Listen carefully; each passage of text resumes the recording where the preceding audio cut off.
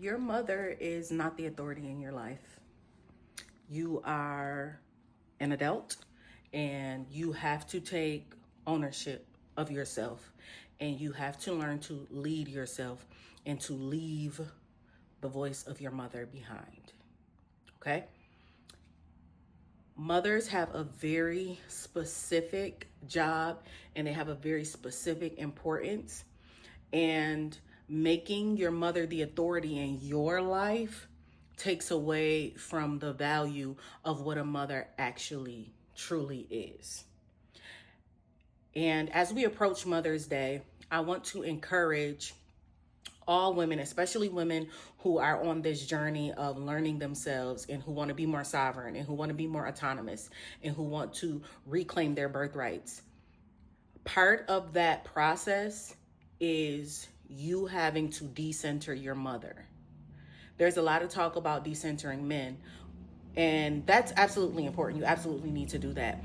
But your mother's probably the person who taught you how to center men. Even if she didn't outwardly say that men are the most important thing in your life, she showed you by the example that she set the importance of being a woman who is desirable to men and being a woman who is pleasing to men and keeping sweet and smiling for men and all those sorts of things. Not to say that you can't extend her grace for her experiences and how she had to learn and grow and move in life in order to survive and in order for you to be here and to exist with us. But you have to decenter your mother in your life. She doesn't get to have the final say. Her opinion doesn't matter more in your life than your opinion. Her desires and her wants for you do not matter more than the desires and the wants that you have for yourself. You are your own woman.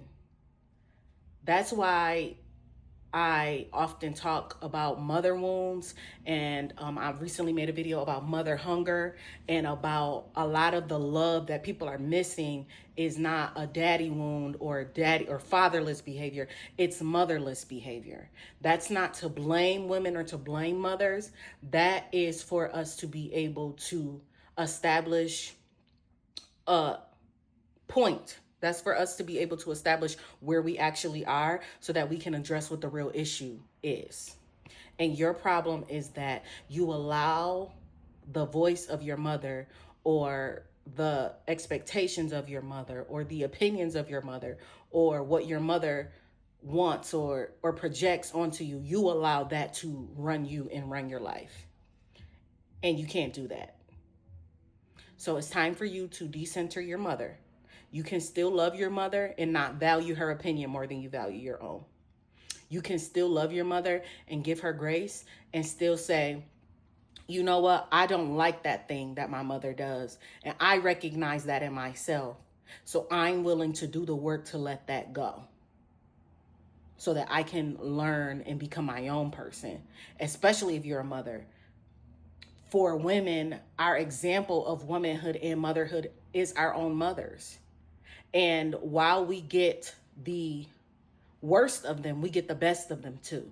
And so you can still hold on to the good things from your mother, and you can still hold on to and alchemize even the negative things where you recognize and understand, hey, my mother used to do that thing, or you get a thought or a feeling and it's not your voice, it's your mother's voice. That's the thing that you have to extrapolate. That's what you have to let go of in order for you to fully step into and embody your womanhood and your desires and who you are. So this Mother's Day, I want to encourage you to love your mother, give your mother grace, but decenter her. She is not the authority in your life. You are.